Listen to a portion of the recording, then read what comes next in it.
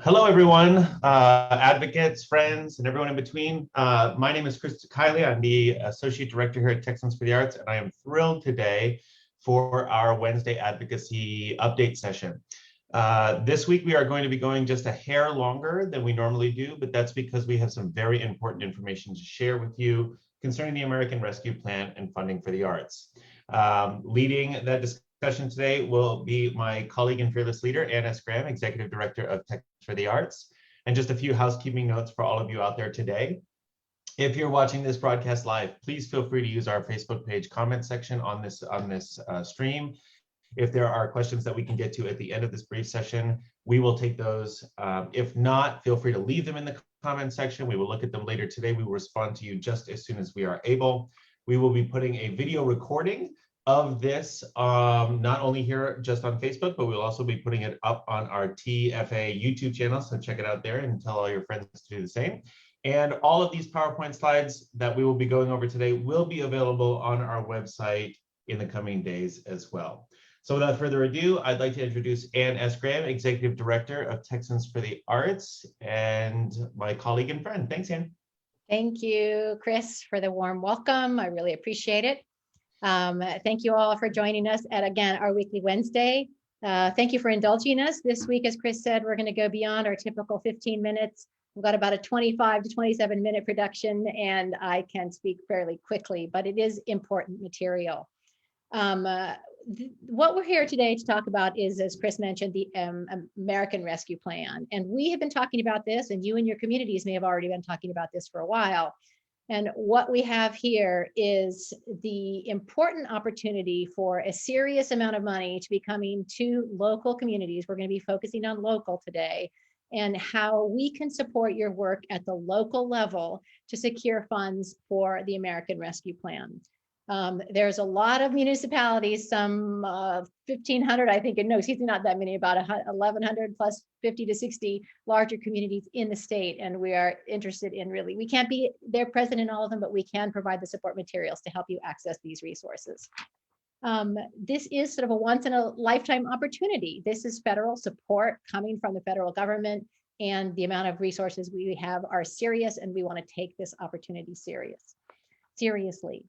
So what the American Rescue Plan is really about recovery, restart, and relief. It is, we are coming outside of the pandemic. We have a new administration in Washington.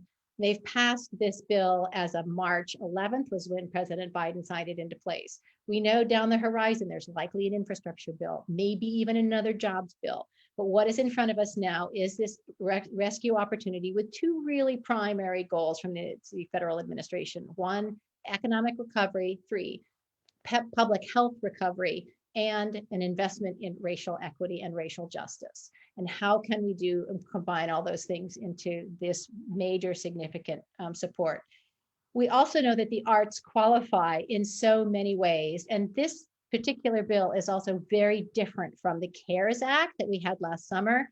There is much more flexibility, and that will allow the arts and the culture sector and the creativity sector to be broadly engaged in this bill, much more so than CARES, where the funding were much more restricted around health and economic vitality as well there, but the arts didn't have the option to try to secure the money as we do right now. For those of you who are already engaged in your community in these discussions, great, please listen in. If you have lessons to share and learn, let us know, put them in the chat box. We may be coming to you for some role models. If you're in a community that has not yet been talking about this issue, we hope this is really informative and can bring you to a new level of understanding of engagement that you can do. Today, actually, or this week, is the National Travel and Tourism Week. And I think that connection is also something around travel and tourism that I'll be talking about as we move through the slides. Really important to be thinking about how the arts figure into that, both in terms of our funding stream, often used as the hotel tax, and also how we will be able to help rebuild the economy through travel and tourism and through the arts. I'm going to change slides here. So what is the American Rescue Plan? And this was signed, as I said, on March 11th by President Biden, passed Congress, and it's sometimes called ARPA, American Rescue Plan Act, or ARP, or the COVID Stimulus Package, or American Rescue Plan, many ways to say. What's important is the $1.9 trillion economic investment. And again, here the focus being economic and health effects of COVID pandemic, the ongoing recession, and also racial equity. Probably what we sort of forgotten about is the very first thing that happened is people got stimulus checks in their bank and or mailed to them. That is part of this. There was some in the CARES Act, and now we had another round here in the beginning part of March. PPP loans, that is the second round of PPP loans. There is still funding available for PPP, and that is payroll protection plan. That is to keep people employed. Those resources, if you haven't applied and you qualify, there's still money there. Unemployment, ongoing unemployment has now been extended through September 6, 2021. And that, again, what is so remarkable about what was founded in the CARES Act was unemployment, which includes gig workers, the nonprofit sector, along with the for-profit sector. So very important source of money. Vaccine support, public health support. You may remember SVOG, which was a very important thing. That actually wasn't part of the American Rescue Plan. That was passed in December, but that's still very much in the thinking now because the Small Business Administration, the SBA, just last week is when they opened up, in April, opened up the eligibility and the application process finally without crashing the computer. So SVOG figures in this larger conversation, but not in terms of how to access these funds, but an important amount of resources. So we're talking about a lot of money when I said this, and the 1.9 trillion to the state. And then what we have here coming to Texas, that's scrolling down at the bottom there, $48 billion. And $48 billion includes a number of facets. It includes money for the state of Texas, which is 16.7 billion. That includes the state, and that includes counties and towns that are under 50,000 people. There's about 1,100 towns in Texas that are smaller than 50,000. The 48 billion, that big amount, also includes these other ones, the 12.4 billion, that's going to elementary and secondary school emergency relief. That's of that 12.4 billion to Texas. There's a $3 billion higher education emergency relief fund. There's $1.7 billion child care and development block grants. So there are other sources of funding that are coming to the state that don't have to go through the state. You may have even seen in the newspaper just last week, the school districts across the state clamoring money from the state to say, hey, this money came in from the feds for public education. You've got to make sure that money comes to us in our ISDs. And that is happening as we speak. The other significant source of funding is the Texas cities and towns and counties over 50,000, and they're getting a direct allocation of 10.4 billion. And what's different about this from the CARES, as you may remember, that CARES was divided between cities and counties above 500,000. This is a much smaller level. That's good news for the smaller communities that there are many more cities, or 450,000 more the population count are going to be getting direct resources from the federal government without having to go through the state. And so there'll be more immediate access to those funds. I'm going to go into the next slide here. So what can ARP funds do? ARPA funds. Number one is the really most important thing here. It looks like we have four number ones, but the number one, respond to the COVID-19 public health emergency or its negative economic impacts, including assistance to households, and highlighted in red, small businesses and nonprofits, or aid to impacted industries such as tourism, travel, and hospitality. This is key. We are singled out here. We are listed the nonprofit sector, anything related to travel, tourism, and hospitality, small businesses. This is one of the major things that is being looked at in terms of reigniting and restarting the economic engine that the arts can be a critical part and are a critical part of. The second is to respond to workers performing essential work during COVID-19. This is the public health emergency, providing premium pay to workers to make sure they are on the front line and that we have the workers we need to help defeat COVID-19 as a public health emergency. The next one is providing government services to the extent of reduction in revenue due to the health emergency is relative to revenues collected in the most recent full fiscal year. So there's limitations there, but it's again, reduction in revenue due directly to the public health emergency, and the arts actually fit in there as well. Most importantly, in number 4, well, water, sewer are very important, but affecting and impacting the arts and culture sector, the broadband infrastructure. And we know that broadband is not a universal thing in the state of Texas. Rural areas can be shortchanged, and it's really important for access to education of paramount, access to telemedicine, access to artists having websites and selling their wares, being, really part of the business community. So broadband infrastructure is something that will benefit all of us, and not just in the arts and culture sector, but across the humanity of the state. The federal treasury has not yet issued all of their guidelines. So while we know the basic parameters and we know how liberal in a sense they are in terms of accessing those funds, there will be additional certifications required and different compliance that needs to be done before those monies will be delivered. And the treasury has not come up with those. So people are in a little bit of a waiting game right now. What are the other things that the ARP can do? The intent of the legislation is to shore up business and government stability, and to get people back to work. This is very much in keeping what we're talking about right now in terms of having the allocation for businesses and small business, and as well as getting people back to work.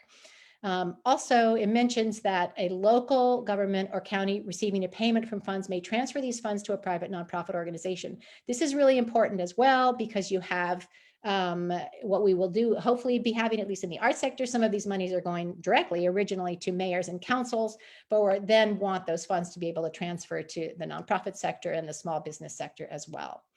What funds can't do. For some reason, my bottom of my slide is blank here, which should have some text on it, but I will tell you what the ARP funds can't do. There's 2 things that they cannot be used for.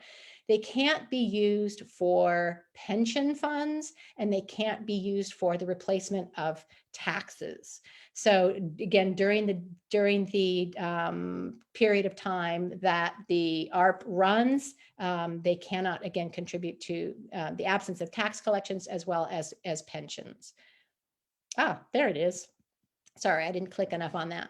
So if for some, states are not allowed to use the funds to either directly or indirectly offset a reduction in the net tax revenue that results from a change in law, regulation, or administrative interpretation during the covered period, which is the period of the ARP. So those are 2 things that we don't have to worry about. If there's non-compliance with local government and counties, then they actually have to pay the resources back. I certainly don't want that to happen.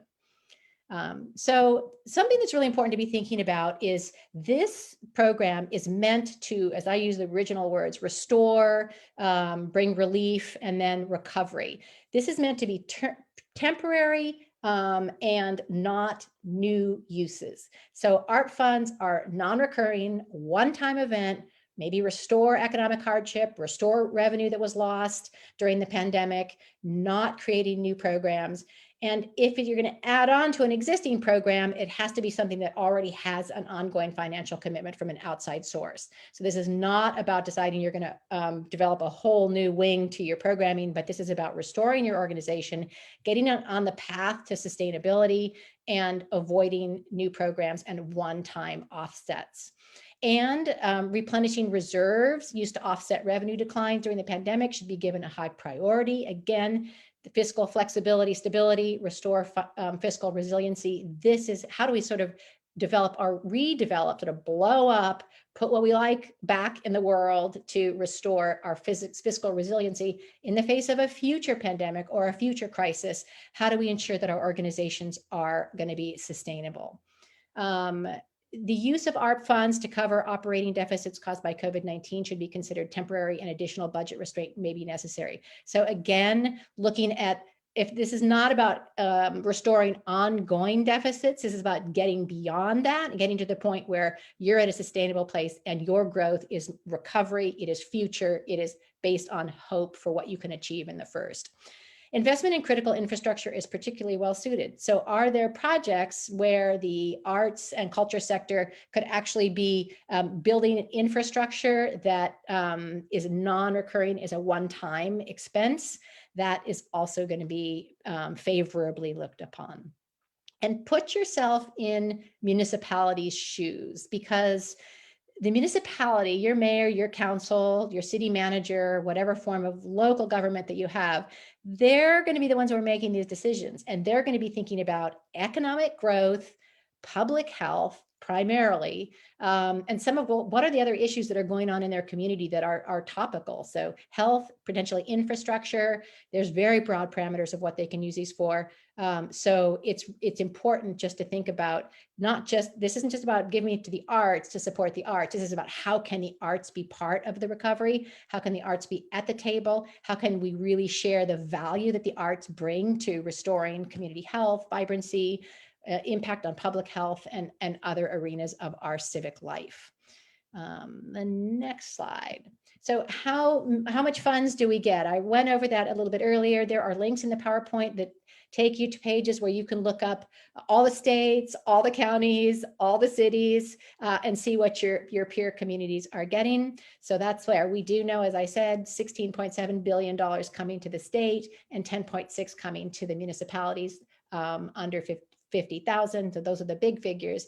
When do they arrive? This was passed on March 11th. So the Treasury has 60 days to disperse these funds to the state and to the counties and to the cities, which puts it on May 10th, which is just next week. The sum of the smaller, the 16.7 that is going to the state that will cover those smaller communities, the state has to give the smaller communities their receipts within 30 days of when they receive it. So there are certification rules that the state will have to comply with. So I'm not exactly sure when the 30-day starts, whether the 30-day starts the day the money arrives from the feds, which would be next week, or does it have to sort of sit in the bank and mature and as they do the certification? So there's still a few questions there. And it is going to be distributed in two, this is the new word, tranches. If you haven't heard it before, you're going to be hearing it a lot now. 50% will be arriving next week, and then 50% no less than 12 months later, which puts us into May of, or could be March from when the bill was passed originally of 2022. The deadline for all of these funds to be expended, December 31st, 2024. So it's not too late to be involved at all. It's good we're having this conversation and putting these sort of thinking to work. A couple other things that are important about direct support for the arts. So the National Endowment for the Arts in the American Rescue Plan received $135 million nationally. You may remember that the CARES Fund last summer also secured money for the NEA. Of that $135 million, 40% goes to state arts councils like the Texas Commission on the Arts, or they go to regional. There's 6 regional organizations that represent the entire state. We're part of something called Mid-America Arts Alliance. The TCA will receive of that 1.193,500 NEA funds, will be getting those resources, and they will be making decisions imminently in terms of how they will be distributing those funds. Last summer, as part of the CARES from the NEA funding, the TCA received $668,500, and they distributed it to 491 organizations. So now we just await news from the TCA about how they will be dispersing these new funds. In the budget process, so we're talking here about federal money coming to the state. Obviously, what's happening right now is the 87th Texas legislative session, right? We're very involved in that. And we're involved in advocating for money for the Texas Commission on the Arts base, for the Cultural District Grant Program, the $10 million appropriation that we are aiming for. It's in conference committee right now, so we're busy doing that. That's happening here in Austin at the state capitol. And we originally had put in a request with the CARES, we meaning the Texas Commission on the Arts working in concert with advocacy organizations, put together a $10 million request to the state of Texas for CARES. It did not get funded. The state was really using all of its funds to offset public health care. They were not funding any what they considered new programs. So that money is currently, that request was integrated actually into a rider in the 87th session budget request. That ended up in what's called Article 11 of the state budget, which is kind of a holding cell for bills and appropriations that are really not going to go anywhere. So we hope that when the session is over, that if those funds were not invested, and they're not likely to be, that we can revisit that and look seriously at what might the arts and culture sector look to from that larger tranche of money from that's going to the state. Texans for the Arts, we will continue to advocate for state appropriations and also to work with you all as best we can and support you with resources, toolkit materials, et cetera, in terms of how to get the local resources. We passed a bill 2 sessions ago, Senate Bill 1221, that requires municipal hotel occupancy tax data reporting to the comptroller. On Monday, we will have a link that you may go to on our hottoolkit.com website, where you can actually look up what your taxes were collected and how much went to the arts in 2019, 2020, and the delta between those two, which really is a way for you to later show in a proposal that this is resources and revenue that did not make it into the field because of the decimation of hotel tax. And that would be ideally a reimbursable expense as part of the American Rescue Plan. So we'll provide you with that data, which should be helpful. And then reiterating 2 really important pieces of information. They're sad and they're challenging and they're serious numbers, but how can we use those to our benefit in this campaign to secure these monies locally? And that is that the comptroller reported that the super sector of travel tourism, which includes the arts and the performing arts, is the hardest hit of all the economic sectors in the state by the pandemic. First to close, last to open, the decimation of travel and tourism, shuttered venues, seasons canceled, et cetera, just now beginning to creep out of that. So that is a really important figure just to show how vital we are to restoring the economy as artists, as performing artists, as the nonprofit art sector, as the small business sector. And the other really critical piece of information is the hotel occupancy tax is the largest source of funding for the arts, public funding for the arts in the state. And that was down an average of 48.5%. It was the steepest tax drop in the Texas modern history, steeper than oil tax, steeper than natural gas tax, a steeper loss than sales tax, a steeper loss than alcohol sales tax by a long shot. So we're seeing here how much our industry, and we are an industry, suffered at the hands of the loss of tourism. So we are primed to seek support and restoration of these funds to bring us to a point where we can really move forward with hope. So now what? We know sort of the facts and figures, but so we know money is coming to our municipality. How do we put together a campaign to seek those revenues and support? Some of you in cities are already down this pathway. And others, maybe this is the first time you're hearing about these issues. This is a mini Advocacy 101 lesson here right now. First of all, see the opportunity. We've just talked about what the opportunity is. A serious amount of money is coming to the state. We know that travel and tourism has been affected. We know that we are a solution to the demise of travel and tourism in terms of getting people to come back. What are they coming back to our communities for? What are visitors coming to visit? Arts programming, outdoor parks, things that you can do outside, but you're seeing arts programming happening outside. So we know the opportunity and we know we're eligible for these resources.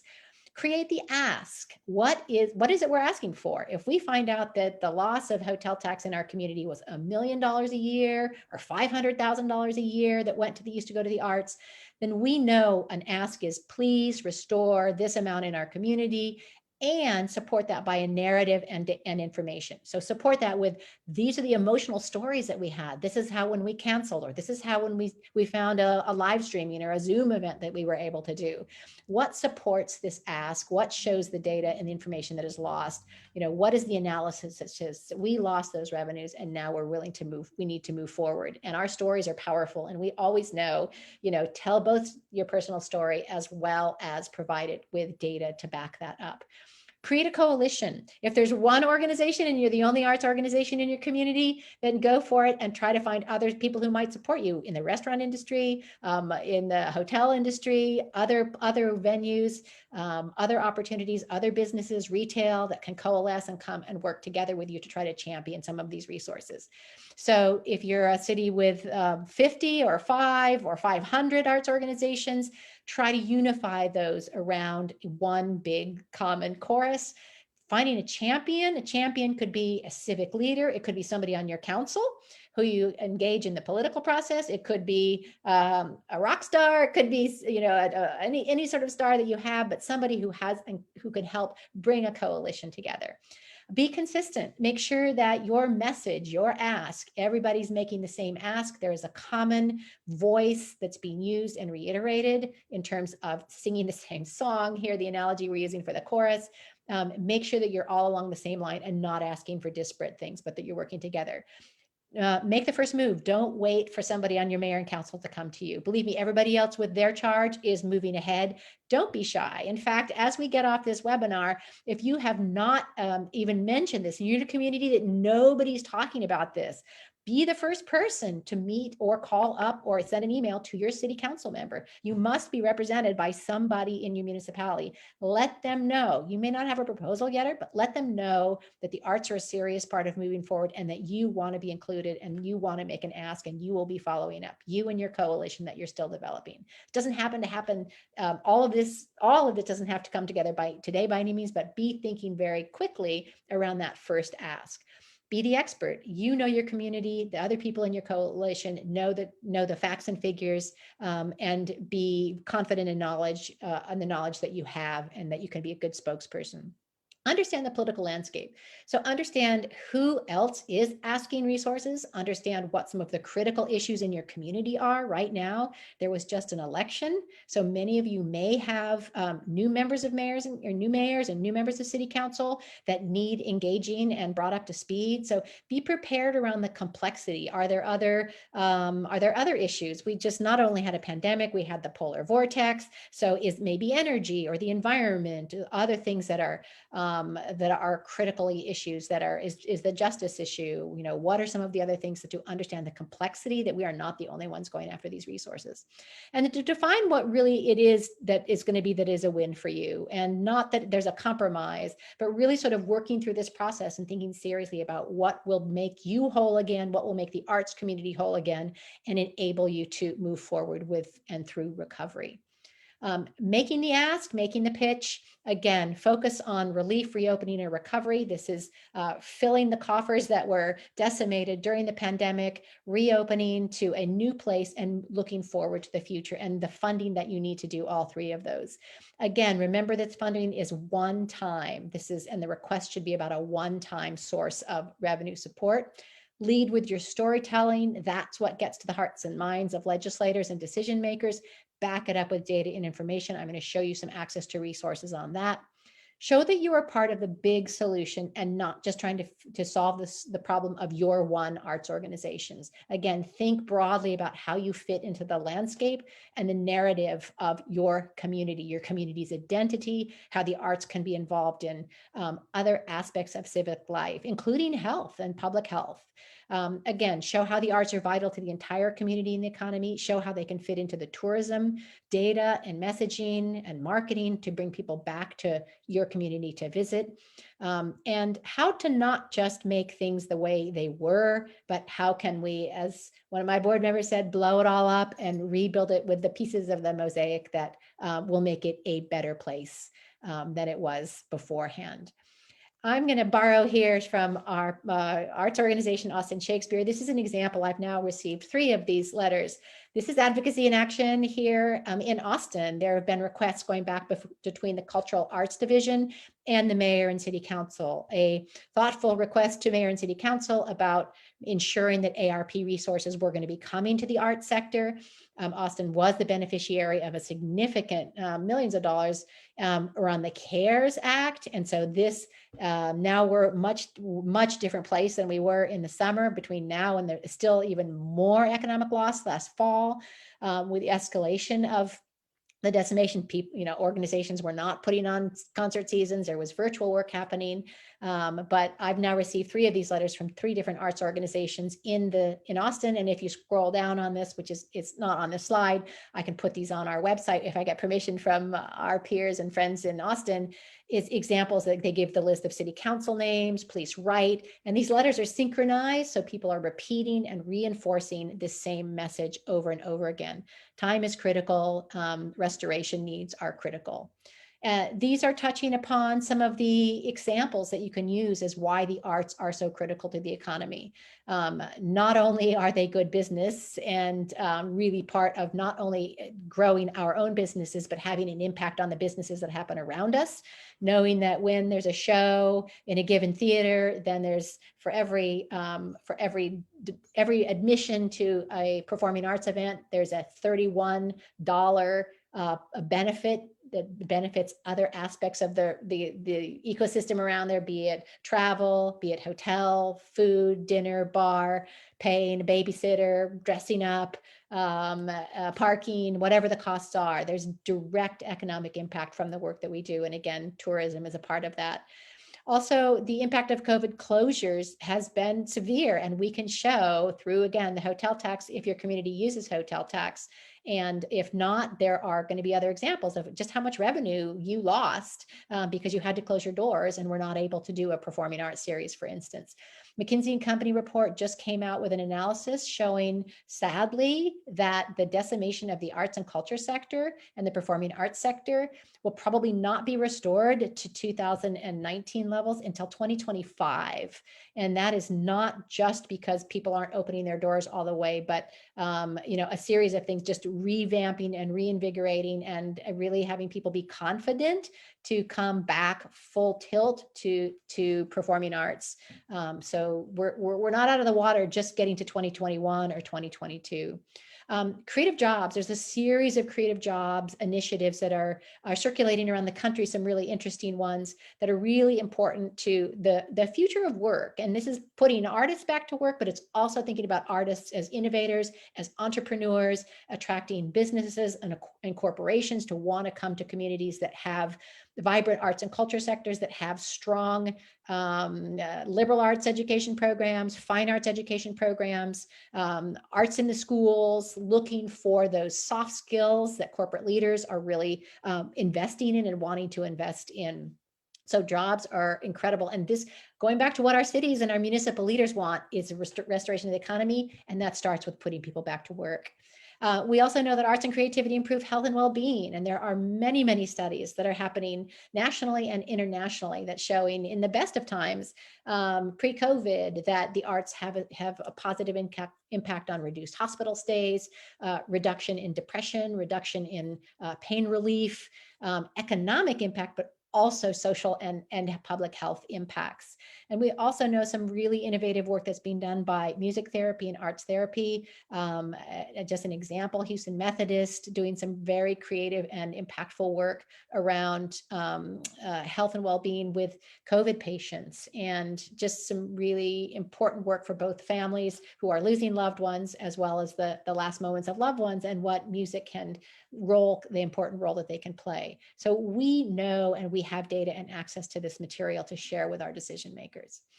Here's just some very quick examples. These links are all on our website, and I'll direct you to those again. We have a series of different documents. This is from Americans for the Arts. The Texas Cultural Trust just came out with their State of the Arts report, which has other examples. There's the Brookings Institute, lots of data. If this is the kind of material that will influence your municipal decision makers, 2.7% of the state of Texas's GDP, 391,000 jobs. And then scrolling down to the next page, we can show you what the negative impact is.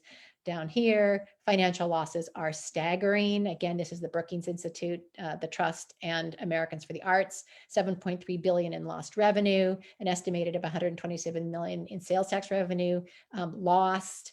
A 42 to what we know 48 reduction in hotel occupancy tax. Job losses are serious and significant.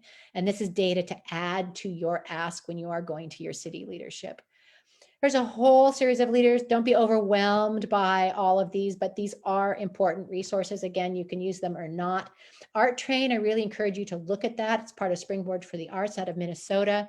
And that is a new group that just founded to look at this unique source of funding in ARP in terms of how to develop community-based arts programming specifically for ARP funding. They actually have a technical assistance program. I believe it starts on May 11th, which is next week. Google Art Train, or else go to our website and look these up, and we will share that information with you. And it's a really fascinating way about, sort of creative placemaking and very serious community-based work that Art Train is just building on. Again, more resources if you need them, and additional information to support the story and the ask that you want to make. Lastly, I just want to thank my partners and peers. I'm part of the State Arts Action Network, Americans for the Arts, as the National Coalition of State Arts Advocacy Organizations, and these 3 states, South Carolina, North Carolina, and Californians for the Arts, all contributed to this PowerPoint. And I just want to say thank you. And for hearing me, I don't know what time it is here, but I would like to ask Kelsey, our intern who's been helping on this project, if there are any questions, and if not, we'll wrap up. Nope, not currently any questions, just some comments reminding us how wonderful you are, Anne. Oh, goodness. Well, my being goodness relies very heavily on me having a great staff, Chris Kiley, our associate director, and our incredible interns who have been a really pivotal and valuable part, and a 40-member statewide board. And I would be remiss in not reminding people that we are membership supported. All the free resources that we advocate on behalf of do not come to us, they come to you, they come to the field. We are supported by you, our members, and encourage all of you, if you are not, to become a member of Texans for the Arts. And you can find all of this information at texansforthearts.com, www. And from how to become a member to, again, copies of this PowerPoint will be up later today on Monday. You can go to that site and you'll be able to find our hotel tax information along with a copy of the YouTube video. And just wanting to make sure that if you have questions along the way, we are here to help you. If you need some ideas on what approach to take in your community, I've already had a number of conversations with community leaders. No matter how big or small your community, we are happy to help. So thank you for indulging us in this longer than usual Wednesday advocacy update. And we really seriously hope to see these revenues. If you have success stories to share, let us know so we can help other cities see models that worked in your community. So any of that is applicable to share. You can see here, we share across states, and we really appreciate everybody weighing in and helping each other out. So thank you all very much. We appreciate having you here, and we'll see you next Wednesday at 4 o'clock for a shorter session of our weekly Wednesday Advocacy in Action update. Thank you.